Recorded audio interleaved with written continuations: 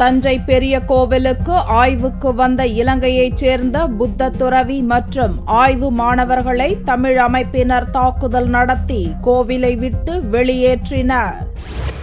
உலக பிரசித்தி பெற்ற தஞ்சாவூர் பெரிய கோவிலுக்கு ஆய்வு செய்வதற்காக இலங்கையைச் சேர்ந்த புத்த துறவி கனலேகா தலைமையில் இலங்கை, தாய்லாந்து, இந்தோனேஷியா ஆகிய பகுதிகளைச் சேர்ந்த 19 மாணவர்கள் வந்திருந்தனர். அவர்கள் கோவிலில் உள்ள ஓவியம் மற்றும் சிற்பங்கள் குறித்து ஆய்வு மேற்கொண்டனர். இதுகுறித்து தகவல் அறிந்த தமிழ் அமைப்பினர் கோவிலில் திரண்டனர். கோவிலுக்குள் நுழைந்து புத்த துறவி கனலேகாவை தாக்கி அவரை கோவிலை விட்டு வெளியேற்றினர்.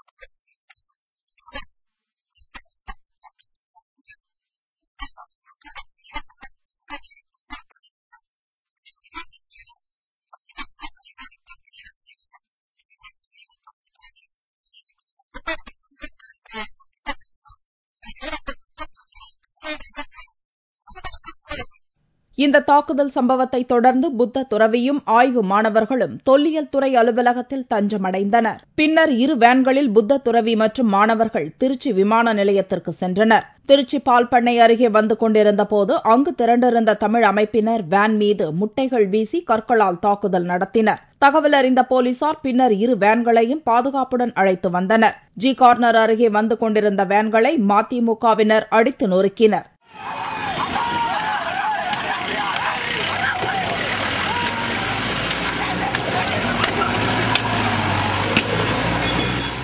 இதையடுத்து தாக்குதல் சம்பவத்தில் ஈடுபட்டவர்களை போலீசார் கைது செய்தனர். பின்னர் இலங்கை மாணவர்கள் மற்றும் புத்த துறவியை போலீசார் பாதுகாப்புடன் விமான நிலையத்திற்குள் அனுப்பி வைத்தனர். இதற்கிடையில் இலங்கை பிரச்சினை தொடர்பாக மாணவர்கள் போராட்டம் தமிழகத்தின் பல்வேறு பகுதிகளில் சனிக்கிழமையன்றும் தொடர்ந்தது. மாணவர்களின் போராட்டத்தை தொடர்ந்து கலை மற்றும் அறிவியல் கல்லூரிகளுக்கு தமிழக அரசு காலவரையற்ற விடுமுறை அறிவித்தது. இதைத் தொடர்ந்து சென்னையில் உண்ணாவிரதம் இருந்து வந்த மாணவர்கள் போராட்டத்தை தற்காலிகமாக நிறுத்திக் கொள்வதாக அறிவித்தனர். ஆனாலும் தமிழகத்தின் பல்வேறு பகுதிகளில் மாணவர்களின் போராட்டம் சனிக்கிழமை அன்றும் தொடர்ந்தது. கோவையில் மாநகராட்சி பள்ளி மாணவர்கள் சிலர் திடீர் மறியலில் ஈடுபட்டனர். அவர்கள் கைது செய்யப்பட்டு பின்னர் விடுவிக்கப்பட்டனர்.